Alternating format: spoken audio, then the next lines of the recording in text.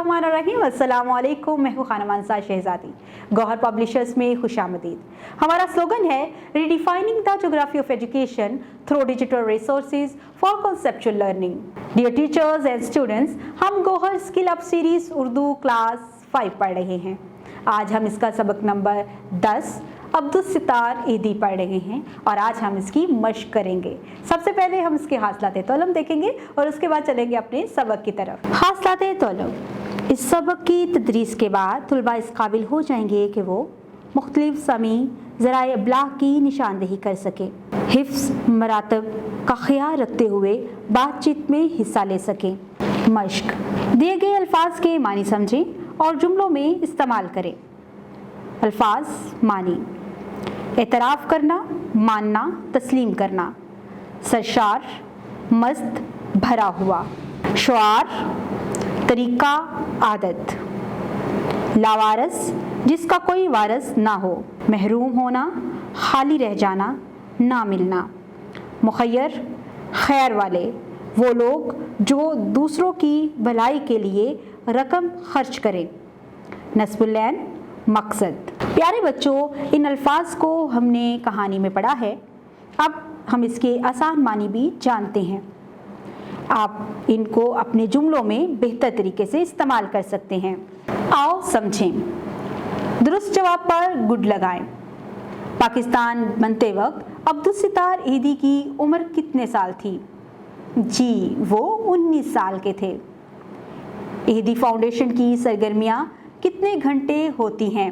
ईदी फाउंडेशन की सरगर्मियाँ 24 घंटे के लिए हैं। ईदी फाउंडेशन किन लोगों की खिदमत करती है? जी, वो हर मुस्तहिक की खिदमत करती है। मतन के मुताबिक खाली जगह पुर करें।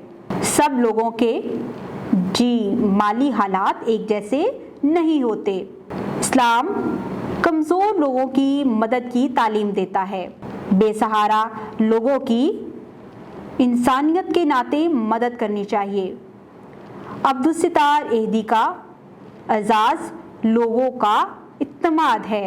सवालों के जवाब लिखें। अब्दुस्सितार ईदी कहाँ पैदा हुए थे?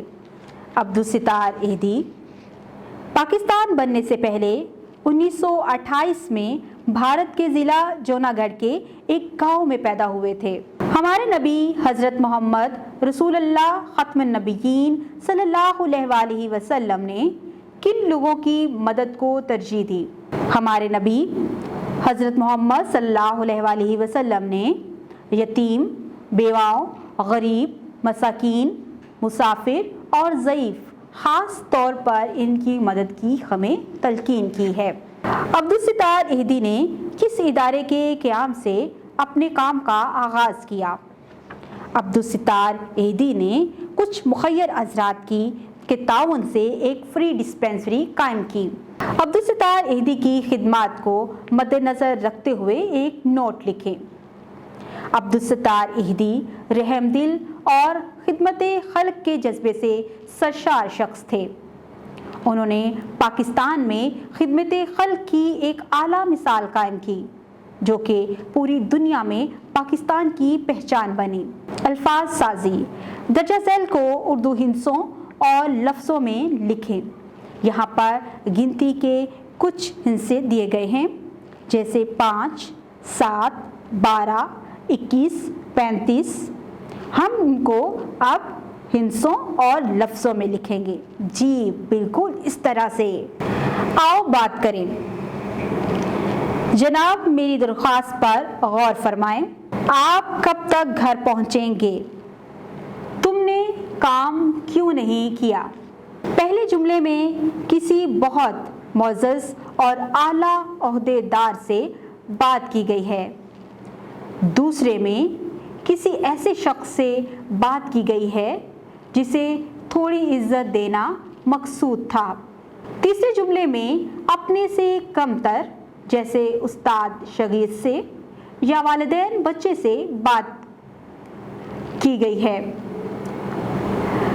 हम एक ही बात अपने से बराबर, बेहतर या कमतर से करते हैं, तो अल्फाज का चुनाव مخاطب کے مقام و مرتبے کا خیال رکھتے ہوئے کرتے ہیں۔ ایسا کرنا حفظ مراتب کہلاتا ہے۔ اپنے چھوٹے بھائی، دوست اور امام مسجد صاحب کو مخاطب کرتے ہوئے ایک ایک جملہ بولیں، جیسے تم نے اسکول کا کام کر لیا؟ احمد آپ کب تک فارغ ہو جائیں گے؟ امام صاحب مجھے سبق یاد کروا دیں، مہربانی ہوگی۔ الیکٹرانک میڈیا کے کسی ذریعے سے کسی سماجی شخصیت کی کہانی سنیں اور جماعت میں ساتھیوں کو اپنے الفاظ میں بتائیں۔ امید کرتی ہوں آپ نے اس ویڈیو سے بہت کچھ سیکھا ہوگا۔ مزید سیکھنے اور جاننے کے لیے ہمارے ساتھ رہیے گا۔ ملتے ہیں اگلی ویڈیو میں، تب تک اپنا بہت سارا خیال رکھیے گا۔ خدا حافظ۔